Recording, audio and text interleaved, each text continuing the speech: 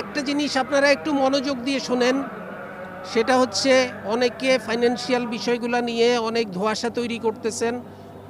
একটা বিষয় হচ্ছে এখানে দুইটা পার্ট। আমি এমনও শুনেছি আপনাদের ভিতরেই বিভিন্নভাবে কথাবার্তা হচ্ছে যে আইসিসি থেকে আমরা $27 মিলিয়ন পাই। আইসিসি থেকে আমরা $27 মিলিয়ন পাই না, আইসিসি থেকে আমরা $20.4 মিলিয়ন পাই প্রতি বছর। ঠিক আছে, তারপরে হচ্ছে একটা $4 মিলিয়ন একটা ওদের কাছে থাকে, একটা রিজার্ভ মানি থাকে, যেই রিজার্ভ মানিটা ওরা 3-4 বছর পরে পরে কারো যদি কোনো ধরনের অ্যাডজাস্টমেন্ট থাকে, বিভিন্ন রকমের থাকে, ওটা পরে একসাথে ওরা রিইম্বার্স করে। এবং আমরা আমাদের যতক্ষণ পর্যন্ত আমরা ওটা না পাচ্ছি, এটা শুধু আমাদের জন্য না, প্রতিটা কান্ট্রির জন্য এই অ্যামাউন্টটা সেম। এই 4 মিলিয়ন, কেউ যদি $30 মিলিয়ন পেয়ে থাকে তাহলে তার সাথে আপনি $4 মিলিয়ন যোগ করবেন। কেউ যদি $100 মিলিয়ন পেয়ে থাকে তাহলে তার সাথে $104 মিলিয়ন যোগ করবেন। ওই $4 মিলিয়ন সবসময় আইসিসির কাছে রিজার্ভ থেকে যায়, যেই রিজার্ভটা ওরা 3-4 বছর পরে পরে একবার কারোর সাথে কোনো ধরনের লেনদেন আছে কিনা, আছে কিনা, সেগুলো অ্যাডজাস্ট করে তারা একসাথে ওটাকে রিইম্বার্স করে। This is what BCB is getting from ICC. এটা ক্রিকেটারদের সিদ্ধান্তের বিষয়। বিশ্বকাপে স্কোয়াড কাউকে জিজ্ঞেস করে স্কোয়াড তৈরি করা হয় না, যেই স্কোয়াড ফাইনালাইজ হবে সেই স্কোয়াডই বিশ্বকাপে যাবে। বোর্ড যদি সিদ্ধান্ত নেয় পারফরমেন্স বেস সিদ্ধান্ত নিবে, পারফরমেন্স বেস দিয়ে তখন বোর্ড সিদ্ধান্ত নিবে। আমরা আমাদের সিদ্ধান্ত আমরাই নেই, একমাত্র সিকিউরিটি রিজনে। কারণ হচ্ছে আমাদের এনওসি ছাড়া, গভর্নমেন্ট এনওসি ছাড়া, জিও ছাড়া আমরা এক কদমও দেশের বাইরে যেতে পারবো না। অতএব আমরা এই বিষয়ে সরকারের সিদ্ধান্তের এক চুল নড়তে পারবো না। আমরা যত সিদ্ধান্তই নেই না কেন, সরকার যদি বলে যে আমি জিও দিব না, আমাদের কারো কিছু করার নাই। আমি কখনোই তো বলি নাই, আমি মানে কি, আমাদের বোর্ড কখনো বলে নাই, আমাদের দেশ কখনো বলে নাই আমরা বিশ্বকাপ খেলবো না। আমরা বিশ্বকাপ খেলার জন্য মুখায় আছি। আমাদেরকে শুধুমাত্র খেলার পরিবেশটা তৈরি করে দিতে হবে, যেই পরিবেশটা ভারতবর্ষে সম্ভব না।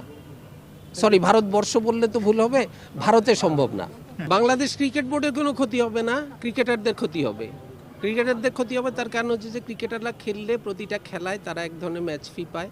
তারা এক ধরনের খেলায় যদি কেউ পার্টিসিপেট করে, যদি ম্যান অফ দ্য ম্যাচ হয় অথবা কোনো ধরনের বিশেষ যদি তাদের কোনো পারফরমেন্স থাকে, সেটার জন্য আইসিসি নিয়ম অনুযায়ী, ম্যাচের নিয়ম অনুযায়ী তারা যা পাওয়ার সেটা পাবে। ওটা হচ্ছে এক্স্যাক্টলি প্লেয়ারের পাওনা, সেটা এটার সাথে বোর্ডের কোনো সংশ্লিষ্টতা নাই। মানে বোর্ডের এখানে লাভ বা ক্ষতি কোনো কিছু নাই। বাংলাদেশ এখানে খেলুক বা না খেলুক, এখানে বোর্ডের লাভ ক্ষতির কোনো বিষয় নাই, অন্তত এই বিশ্বকাপের জন্য। ওরা গিয়ে যদি কিছুই না করতে পারে, তাহলে ওদের পিছে আমরা যে এত কোটি কোটি টাকা খরচ করতেছি, আমরা কি ওদের কাছ থেকে ওই টাকা ফেরত চাচ্ছি নাকি? চাচ্ছি? এই প্রশ্নের উত্তর দেন আমাকে। এখন ধরেন যে বোর্ডটাই যদি না থাকে, তাহলে ক্রিকেটাররা থাকবে কি না, এই প্রশ্নের উত্তর দেন আমাকে। আপনারা তো একদিক থেকে চিন্তা করতেছেন, আমার এই হাতটা আছে, দুইটা হাত আছে, এই দুইটা হাত দিয়ে আমি অনেক কাজ করি। এখন আমার শরীরের সাথে হাত, আমার হাত না থাকলে শরীর থাকবে না, শরীর না থাকলে আমার হাত থাকবে না। তো আমার হাত না থাকলে আমার শরীর আর এই হাতের কোনো কাজ আছে? একই রকম, মানে দে আর পার্ট অ্যান্ড দ্য পার্সেল। আপনি একটা বাদ দিয়ে আরেকটাকে চিন্তা করতে পারবেন না, আরেকটাকে বাদ দিয়ে আরেকটাকে চিন্তা করতে পারবেন না। দুইটা they are complementary, they are not against each other. 27 সাল পর্যন্ত আমাদের রেভিনিউতে কোনো কিছু হ্যাম্পার করবে না। কারণ হচ্ছে 2022 সালের যে আইসিসির ফাইন্যান্সিয়াল মিটিং হয়েছে, সেই মিটিংয়ে that has already been set.